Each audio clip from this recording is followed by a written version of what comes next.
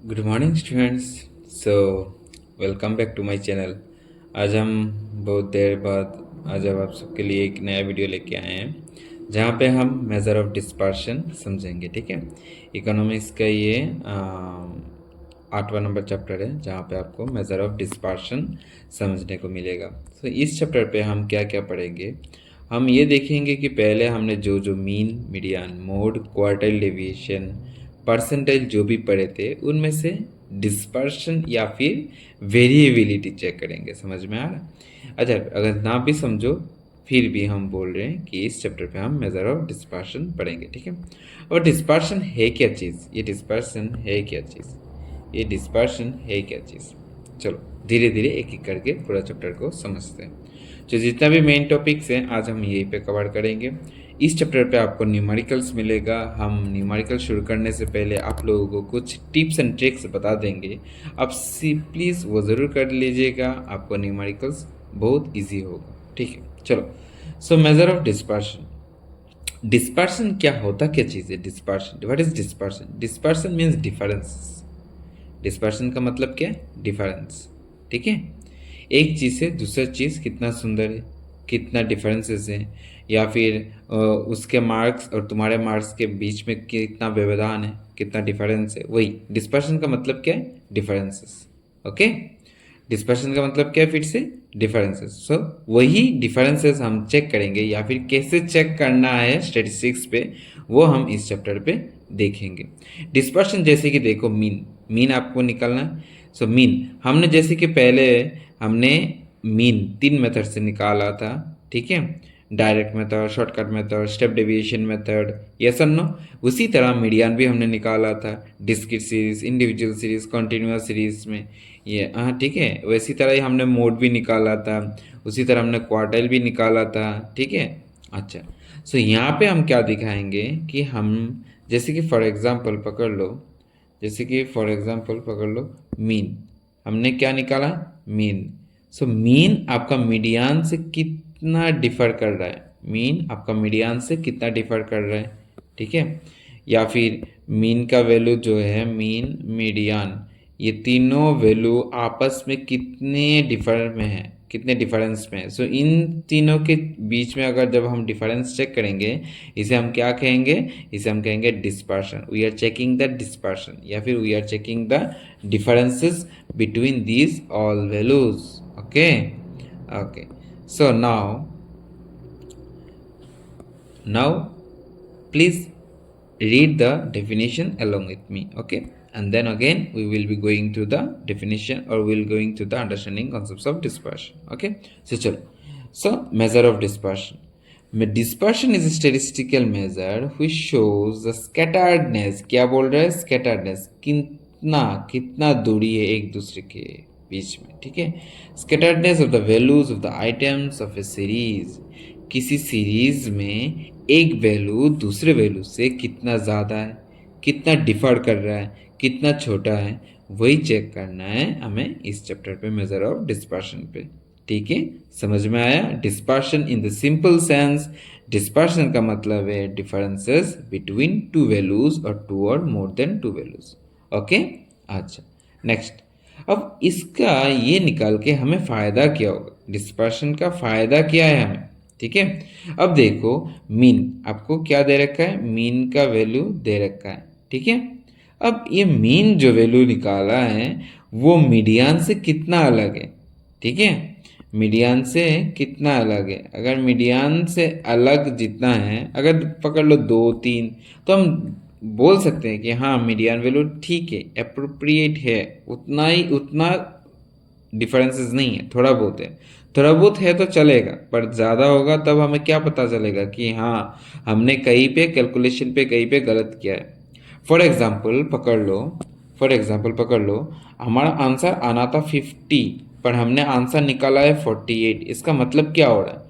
इसका मतलब हो रहा है ना कि हमने कैलकुलेशन या फिर जब फैक्ट्स एंड फिगर्स लिए थे उसमें कुछ गलती कर दी है, इसलिए हमारा आंसर 50 नहीं आया है। समझ में आया? ये क्या है? डिस्पर्शन है ना, checking the differences between the two values. तब हमें पता लग रहा है ना कहाँ पे हमने गलती किया है या फिर कहाँ पे क्या किया है। यही है ना, डिस्पर्शन से हमें ये पता लगता है कि कहाँ पे हमने क्या गलती की है। समझ में आया? तो चलो अभी हम ऑब्जेक्टिव्स ऑफ डिस्पर्शन समझते हैं। Objectives of dispersion, so what is objectives of dispersion? अब डिस्पर्शन निकालने का या फिर डिस्पर्शन पढ़ने का मूल उद्देश्य है क्या चीज़? चलो सबसे पहले to assess the reliability of an average, to assess the reliability of an average, to assess the reliability of an average. अब इसका मतलब क्या होता है? इसका मतलब है कि जैसे कि हमने अभी अभी एक एग्जांपल लिया था ना कि हमारा आंसर आना था 50 पर हमारा आ रहा है 48, तो इसका मतलब क्या है? हमारा हमारा आंसर गलत है क्योंकि हमने कुछ गलती की होगी। ठीक है, समझ में? Next, for controlling the variability in the quantitative data. ठीक है, अब इसमें का मतलब क्या है कि हम जितना, अगर फॉर एग्जांपल पकड़ लो हमारा आंसर आना था 5, 5 आना था, 5 आना था। ठीक है, हमारा आंसर 5 आना था पर हमारा आंसर आ रहा है 4। तो इसका मतलब क्या है? हमने कहीं पे भी गलती की है। तो अगर डिस्पर्शन हम चेक करेंगे तो हमारा क्या होगा? ये एरर जो हो रहा है वो कम करने पे मदद करेगा ना? Yes yes. So next, for comparing two or more series, yes obvious differences हम कब चेक करेंगे? जब हमारे पास दो से ज़्यादा डाटा होंगे तभी तो हम चेक कर पाएंगे। यस।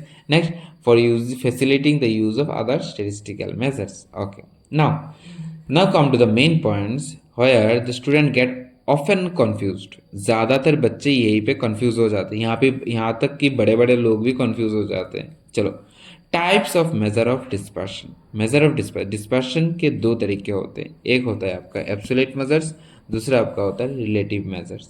अब एब्सोल्यूट मेजर्स है क्या चीज़? एब्सोल्यूट मेजर्स फॉर एग्जांपल पकड़ लो, अब डिफरेंसेस निकालना है। ठीक है, हमने दो बच्चे ए और दूसरा बच्चा बी, दोनों का मार्क्स निकाला है। क्या निकाला है हमने? मार्क्स। हमने क्या निकाला? मार्क्स। सो आराम से हम कंपेयर कर सकते हैं ना। पकड़ लो, ये 40, इसको 40 मिला, इसको 45 मिला, तो हम आराम से यहाँ पे आराम से कंपेयर कर सकते हैं क्योंकि दोनों चीज़ें मार्क्स पे हैं। ठीक है, अब यहाँ पे हमको मार्क्स के बदले क्या दे रखा है?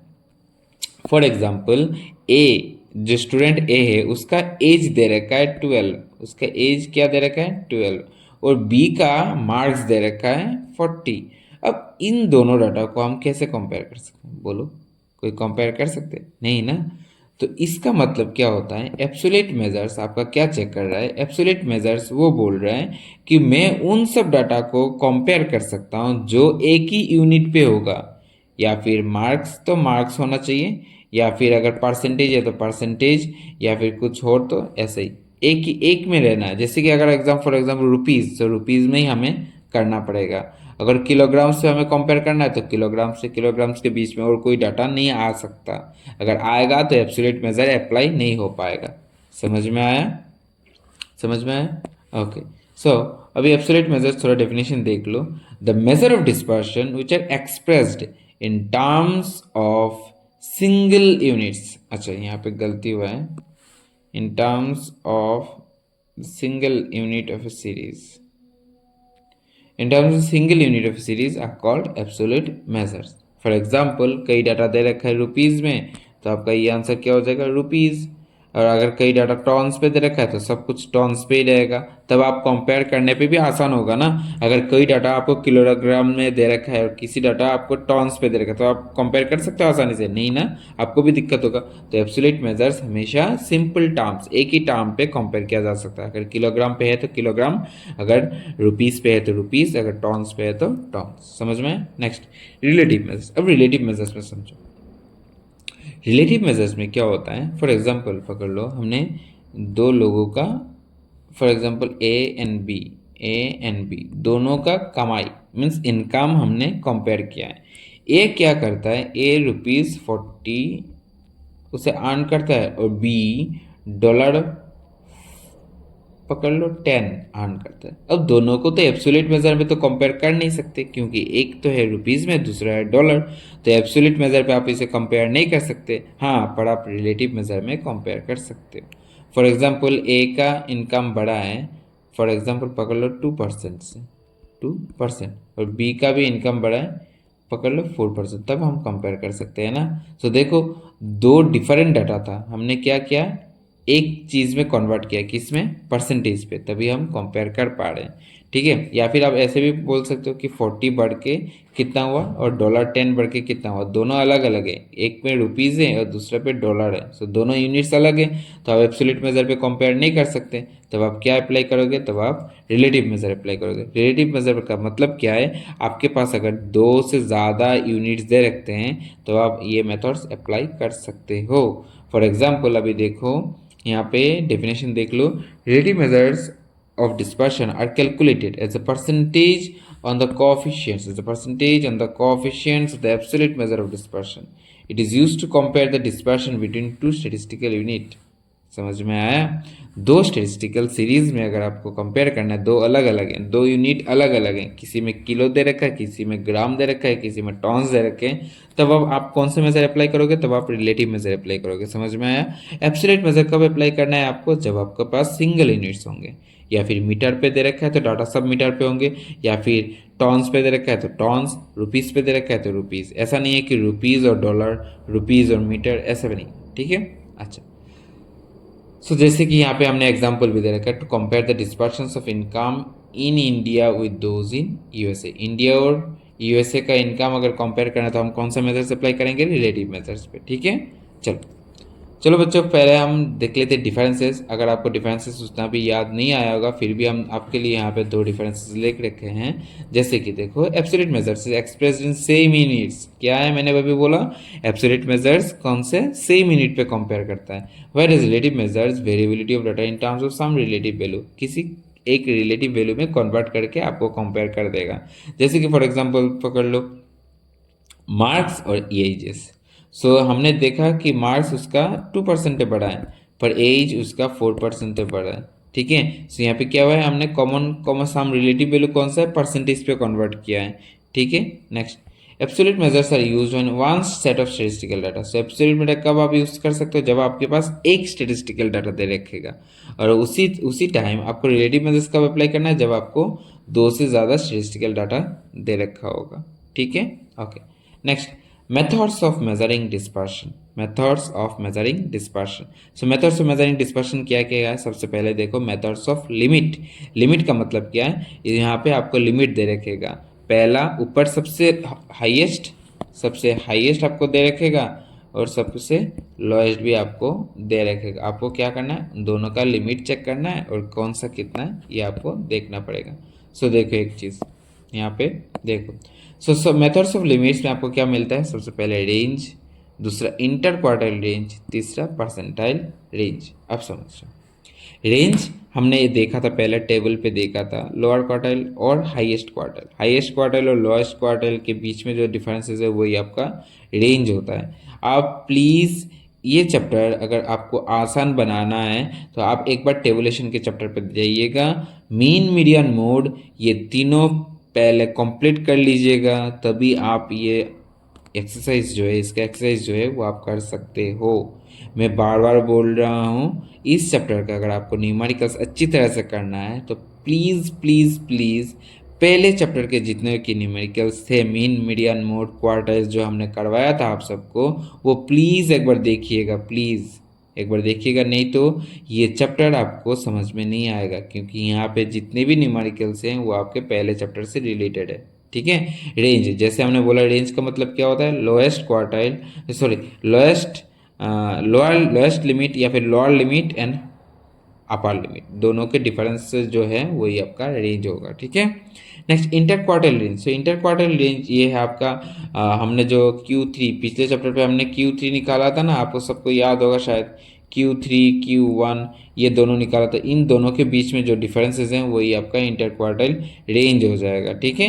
नेक्स्ट आपका आता है परसेंटाइल रेंज। परसेंटाइल रेंज आपको समझ में आता है, डिसाइल परसेंटाइल हमने दिखाया था, आप सबको पढ़ाया था, वो एक बार देख लीजिएगा। Next, methods of next, averaging deviation का मतलब क्या है, एवरेज में दोनों के बीच में कितना अंतर है, कितना डिफरेंसेस है। सो सबसे पहले देखो क्वार्टाइल डेविएशन, आप सबको क्वार्टाइल करवाया था ना, क्वार्टाइल, वहाँ पे सिर्फ डेविएशन आपको निकालना पड़ेगा, ये थोड़ा अलग है, फॉर्मूला सीखना पड़ेगा। नेक्स्ट, मीन डेविएशन, मीन आपको निकालना आता है, सिर्फ हमको क्या करना है, डेविएशन देखना है। नेक्स्ट, स्टैंडर्ड डेविएशन, समझ में आया, ठीक है। अब एक चीज़ इकोनॉमिक्स पे एक चीज़ याद रखो हमेशा, आपको न्यूमेरिकल्स आए या ना आए, पर एक चीज़ आपको तो आना पड़ेगा, न्यूमेरिकल सब का न्यूमेरिकल्स का जितना भी फॉर्मूलाज हैं वो आपको रटना पड़ेगा। अगर आप पहले फॉर्मूला रट लो, इसके बाद न्यूमेरिकल्स या जितना चाहो उतना यूट्यूब वीडियो देख सकते हो, मेरा भी देखो या फिर किसी और का भी देखो, तभी आपको समझ में आएगा। अगर आप फॉर्मूला बिना फॉर्मूला याद किए अगर आके आप सोच रहे हो कि न्यूमेरिकल्स देखोगे और आपको सब कुछ समझ में आ जाएगा, तो ऐसा कुछ नहीं है, क्योंकि इकोनॉमिक्स थोड़ा न्यूमेरिकल्स के फॉर्मूलाज जितने हैं वो आपको याद करना ही पड़ेगा, तभी आप कर सकते हो। कि जैसे कि आई कैसे निकालना है, क्यूमुलेटिव फ्रीक्वेंसी कैसे निकालना है, एक्स का वैल्यू कैसे निकालना है, मीड वैल्यू कैसे निकालना है, वो सब आपको तभी आएगा। ठीक है, सबसे पहले फॉर्मूला सीख लेना है, इसके बाद प्रैक्टिस करना। ठीक है, यहाँ पे देखो क्वार्टाइल डिवीजन आपको पहले क्वार्टाइल का क्लास करना पड़ेगा, वहाँ पे देखना पड़ेगा मीन कैसे करते, मीन कैसे निकालते वो आपको देखना पड़ेगा, स्टैंडर्ड डिवीजन। ओके, यहाँ पे आपको एक नया कॉन्सेप्ट मिलेगा जो है आपका ग्राफिक मेथड या फिर लॉरेंस कर्व। लॉरेंस कर्व में क्या है कि एक एक ऐसे कार्व दे रखेगा, एक ऐसे कार्व देख रखेगा। ठीक है, और यहाँ पे आपको ऐसे ऐसे बहुत सारे डाटा है, सो आपको यहाँ पे क्या कंपेयर करना पड़ेगा कि ये ओरिजिनल जो डाटा है इससे बाकी कितना दूर है या फिर कितना डिफर है। यहाँ पे भी ऐसे डिफरेंस हमको देखने को मिलेंगे, यही हमको करना है यहाँ पे। ठीक है, सो डिस्पर्शन यही है, डिस्पर्शन का मतलब है डिफरेंसेस, दो वैल्यूज के बीच में डिफरेंसेस कितना वेरी करते हैं एक दूसरे के साथ या फिर कितना सिमिलर है, वही आपको चेक करना है। डिस्पर्शन हमें मदद करता है एक कई डाटा सही है या नहीं वो आपको चेक करने में मदद करता है। डिस्पर्शन हमें दो से ज़्यादा डाटा के बीच में कंपेयर करने पे भी मदद मिलता है। नेक्स्ट, डिस्पर्शन के दो मेजर्स हैं, absolute major and relative major. Absolute major आपको क्या कैसा कैसा एब्सोल्यूट मेजर जो भी डाटा दे रखेगा वो सेम यूनिट पे दे रखेगा, उसी टाइम पे रिलेटिव मेजर क्या होगा, दो अलग अलग डाटा को हम किसी सिंगल फॉर्म पे कंपेयर करेंगे, जैसे कि मार्क्स और एजेस हमने क्या किया परसेंटेज में कन्वर्ट किया और दोनों को कंपेयर किया। Next, differences between absolute and relative major जो हमने आपको पढ़ाया था। और next, methods of measuring dispersion, तीन मेथड्स हैं, तीन मेथड्स के अंदर 6 और हैं। ठीक है, इसमें से आपको एक ग्राफिक मेथड मिल जाएगा जो आपका लॉरेंस कर्व होगा। ठीक है, अब नेक्स्ट वीडियो आपका फटाफट से कल या फिर परसों आ जाएगा, आप प्लीज़ एक बार कीजिएगा, पिछले चैप्टर पूरा रिवीजन करिएगा, वो रिवीजन कीजिए, वहाँ से आएगा तो आएगा ही, यहाँ से भी आएगा, पर पहले आपको वो चैप्टर करना पड़ेगा तभी आपको ये चैप्टर आएगा। ठीक है, तभी आपको ये चैप्टर इजी लगेगा, नहीं तो आप बोलोगे बहुत टफ है बहुत टफ है। ओके, अच्छा, वन थिंग, सो लास्टली आपको यही बोलना चाहूँगा, प्लीज़ लाइक कीजिएगा वीडियो को, कमेंट दीजिएगा अगर अच्छा लगता है तो, या फिर कहीं पे भी कुछ छूट गया हो तो वो भी आप बोल दीजिएगा कमेंट सेक्शन पे, और प्लीज़ सब्सक्राइब कीजिएगा। Okay, thank you, have a good day and bye bye.